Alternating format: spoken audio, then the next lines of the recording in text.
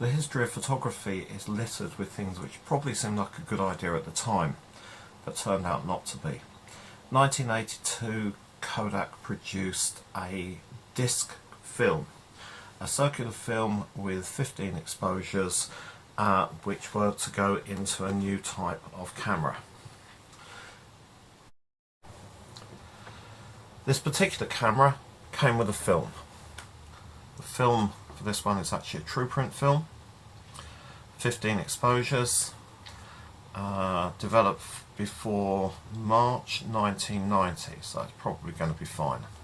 So let's move the camera out of the way, and I'm going to open up the film, which is still sealed, and we can see what's inside. Okay, so I'll break the seal on this. Look at that.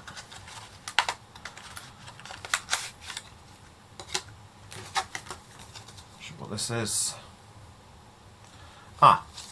Right, so this is the envelope, or sleeve rather, to place the film in when it's been used.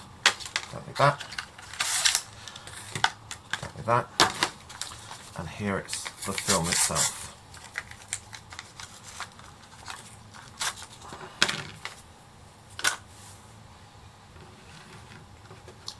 And as you can see, it is actually very, very thin.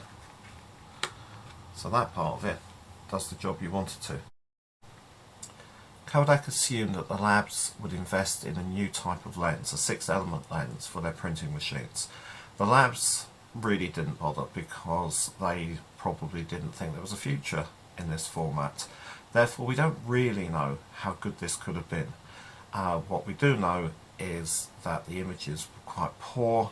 It was poorly received by the public, and as a consequence it was phased out very quickly.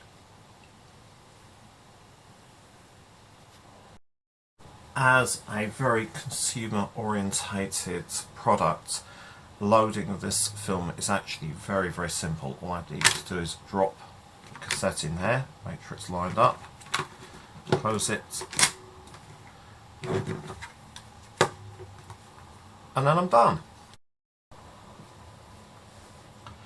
So this Halina version of the disc camera is very, very simple.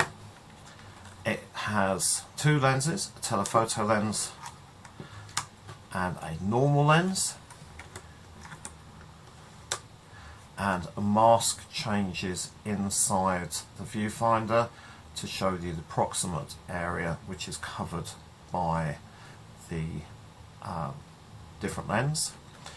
We've got an on-off flash, which unfortunately there's no batteries in here, and this not only fires the shutter but advances the shutter. There are no other controls on the camera. The only other information on the camera is this window at the back, which tells me what film I have, and really that's it. I'm now on frame 2. Oops, dancing away. I'm now on frame 2, and I have 15 frames that I can take on this film. Very, very simple. Very, very poor. Not a great idea. This the film for these cameras was discontinued in 1989, so the whole process had a shelf life of around 7 years. You can still get them. You can still buy the film. Clearly, I've got a film. I've just put it in. Getting it developed, well, that's a whole different story. If you want to develop your own, yeah, go for it. In a lab, I doubt it very much. Still, I was quite happy to receive this, quite happy to play with it.